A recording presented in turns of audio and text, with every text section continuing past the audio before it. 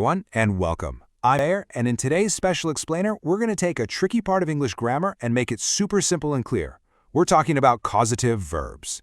أهلا وسهلا بكم. اليوم رح نشرح الأفعال السببية بطريقة تخليها سهلة وواضحة للجميع. So, you've probably seen sentences like these, right? I had the mechanic check my brakes versus I got the mechanic to check my brakes. They look almost the same, but there's a really important little difference. Stick with me for a few minutes because by the end of this, you'll know exactly what it is. So here's our game plan. First, we'll cover the basics. Then we'll look at the verbs in a few simple groups. And finally, we'll do a quick review to lock it all in. Nice and simple. All right, first things first. What in the world are causative verbs anyway? Let's break it down. Okay, so a causative verb is just a special verb we use when we don't do the action ourselves. Instead, we're causing someone else to do it or arranging for them to do it. بكلمات بسيطة، الأفعال السببية نستخدمها لما نكون السبب في حدوث فعل، لكن شخص آخر هو من قام بالفعل. You didn't fix the car yourself, you had the mechanic fix it. See? And these are the big five we're going to focus on today. Have, get, make, let, and help. You master these, and you're going to sound so much more natural. Let's start with our first pair. I like to call these the arrangers. Why? Because we use them when we arrange for something to get done. Now this slide is really important. Look at the difference. With have, you're just assigning a task or paying for a service. But with get, there's a little bit of persuasion involved. You had to convince them.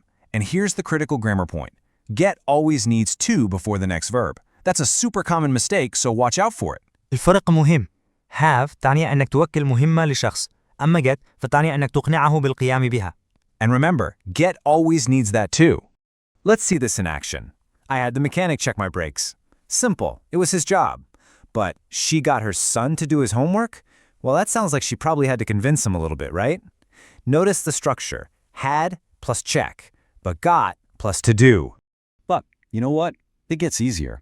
When we switch to the passive voice, where the focus is on the thing, not the person, have and get use the exact same structure. I had my haircut, I got my haircut. Same meaning. We don't care about the hairdresser, we care about the hair. في صيغة المبني للمجهول لما يكون التركيز على الشيء.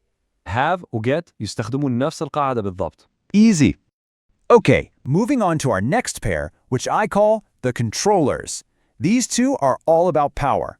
One is about forcing someone, and the other is about giving permission. I mean, look at this. They are total opposites. Make is to force, let is to allow. But here's the interesting part. Their grammar is exactly the same. So you just have to pick the right word for your meaning. Make تستخدم للإجبار, whereas let تستخدم لسماح or إعطاء الإذن. Total opposites, same structure. Check out these examples. The teacher made the student stay. They had no choice. It was a requirement. But in the second one, my parents let me go to the party. I was given permission.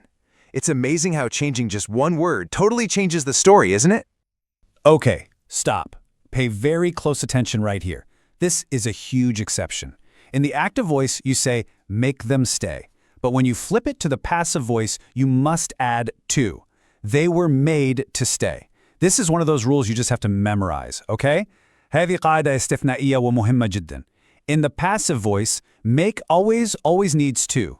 Got it? Good. And finally, our last verb. This one is my favorite because it's so flexible and friendly. I call it the unique assistant. So what's so cool about help? It gives you a choice. You can say help someone do something or help someone to do something. Guess what? Both are 100% correct. So as you can see right here, both sentences are perfect. You can relax with this one. Use whichever one feels more natural to you in the moment. You literally can't get it wrong. فد help فريد من نوع لأنه يمنحك خيارين وكلاهما صحيح تماما. So don't worry about it. All right, we've covered a lot, so let's put it all together in one simple chart. This is the perfect time to pull out your phone and take a screenshot. You'll thank me later, I promise. So let's do a super fast review. Make is for force. Have is to assign. Let is to allow. Notice all three use the simple base verb. Get is for persuading, and it's the odd one out that always needs to. And our friendly verb help is for assisting, and that too is totally optional. Simple, right? So why did we go through all of this? What's the big takeaway? It's this. Choosing the right causative verb makes your English sound so much more precise, so much more natural. It's one of those little details that separates good English from truly great, fluent English. So there you have it. I really hope this explainer made these verbs a lot less confusing for you. Just keep practicing and you'll get the hang of it. And always remember, with Mr. Thayer, English will be easy.